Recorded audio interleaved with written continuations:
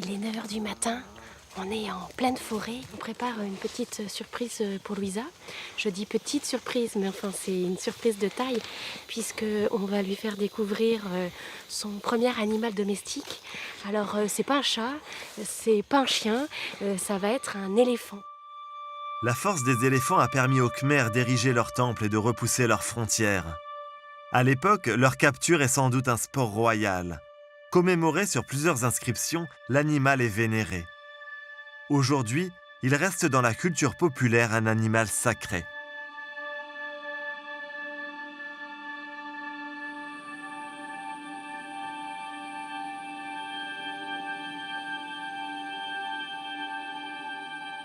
Sur ce bout de paradis, nous rencontrons une famille pas comme les autres. François, le père originaire du sud de la France.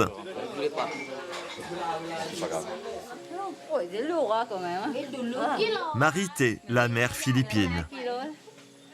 Les 5 enfants et tous les jeunes qui vivent sous leur toit, les 4 cornacs, enfin maout comme on dit ici, et leur famille. Sans oublier le chat, le chien et Madonna, le singe.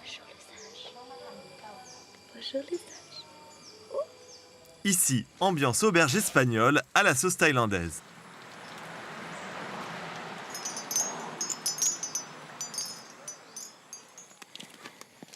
Il y a 10 ans, François abandonne son travail de chauffeur de taxi et largue les amarres. Il quitte tout en France, embarque femme et enfants dans son aventure. Il rêve de vivre avec les éléphants. Il crée ici le Ganesha Park pour venir en aide à ceux qui sont exploités. Il y a eu 10 ans, tu dis, entre le moment où tu as eu envie d'accomplir ce rêve et puis de le réaliser vraiment. Et finalement, ça, c'était la partie la plus facile. Ah bon? Parce qu'il suffisait de dire on va faire ça, et puis on rêvait un peu. Et puis quand on s'est retrouvé face aux éléphants et face à tout ce qu'il y a ici, l'administration, c'était beaucoup plus difficile. C'est-à-dire que là, je suis sur un terrain bien spécial, c'est-à-dire qu'un étranger qui vient s'installer ici et qui touche à ce qu'il considère comme quelque chose d'un peu sacré, enfin qui leur appartient vraiment, je ne suis pas forcément que le bienvenu. Donc il y a eu des petites difficultés à tous les niveaux. Mais finalement, ça se passe bien. Après d'innombrables péripéties, il réussit à ouvrir un refuge pour pachydermes traumatisés ou éreintés par une vie de labeur. Les touristes aident à financer ce foyer d'accueil pour éléphants. Tout ce qu'on a, c'est des camps qu'on a récupérés dans des camps à touristes. Et chacun avec une histoire pas très sympa à la base, parce que soit ils ont été maltraités, et mal nourris, soit comme celui-là, elle ne voulait plus travailler parce qu'elle en avait marre. Lui, quand il est monté dessus la première fois, il a demandé d'avancer, elle a reculé. Elle disait non à tout. Et puis ici, elle est bien, donc c'est pas maintenant. Ici, ils sont en vacances. L'avantage, c'est qu'on peut faire profiter, on partage notre passion avec les gens qui viennent nous voir. Et ça, c'est souvent des grands moments parce que ça permet aux gens de voir des choses qu'on pourrait voir nulle part ailleurs. Donc le fait de caresser un éléphant comme ça, c'est des choses que les gens apprécient souvent. Là, il y a un bébé, là.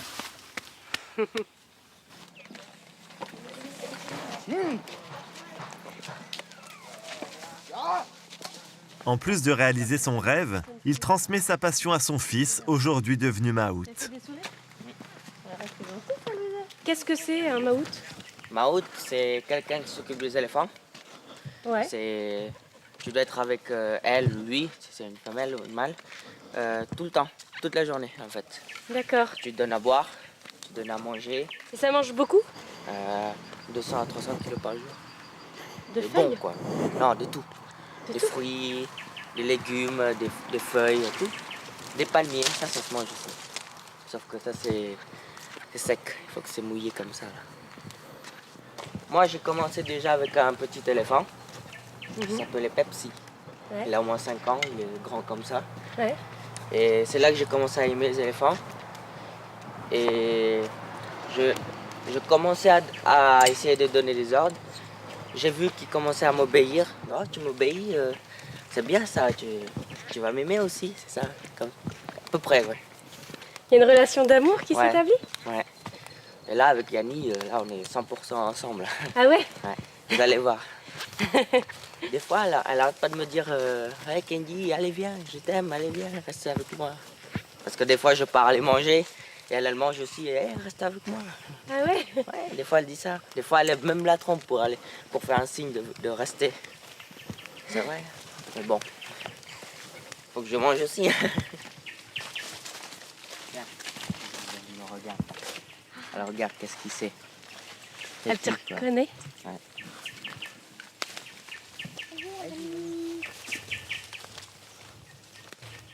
Ah, elle me sent là. C'est pour voir qu'est-ce qu'il sait. C'est vraiment lui ou quoi. Ah, Ou... parce qu'elle voit Ah, pas c'est bien? bon, ouais, les éléphants, ils voient pas très bien en fait. Attention la queue, parce qu'elle vous fait des fouets. Ouais. Sans faire exprès. Allez, oh, ouais. Regardez, touchez la queue. Comment c'est?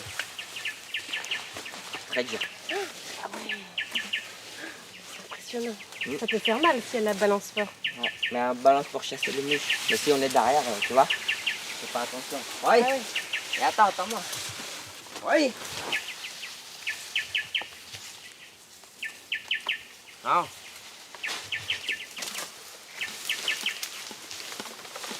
C'est pas pour le faire du mal, ça. C'est pour enlever la terre.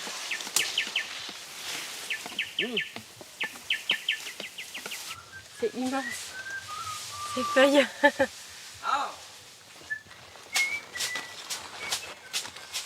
Ces grandes feuilles là, c'est du teck?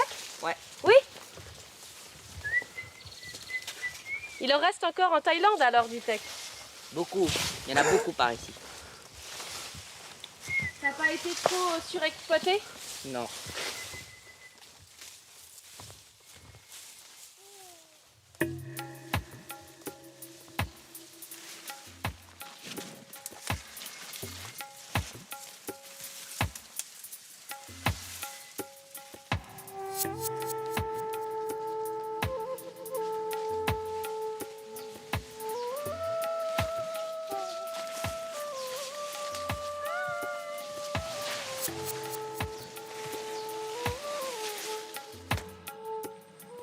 Allez hop là.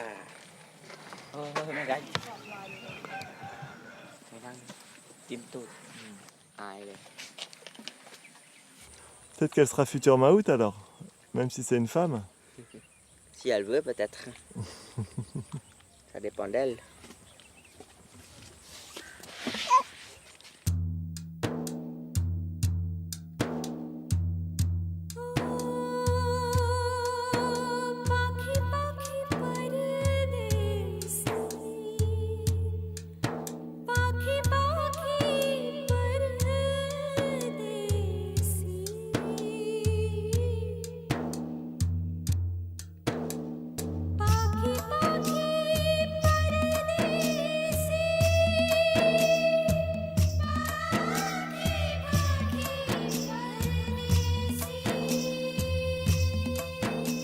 À la tombée de la nuit, sous la menace des pluies de la mousson, les touristes profitent du dernier bain de la journée. Un moment magique où l'homme et l'éléphant se retrouvent en harmonie. Le terme pour nous de cette aventure dans les confins thaïlandais de l'Empire Khmer.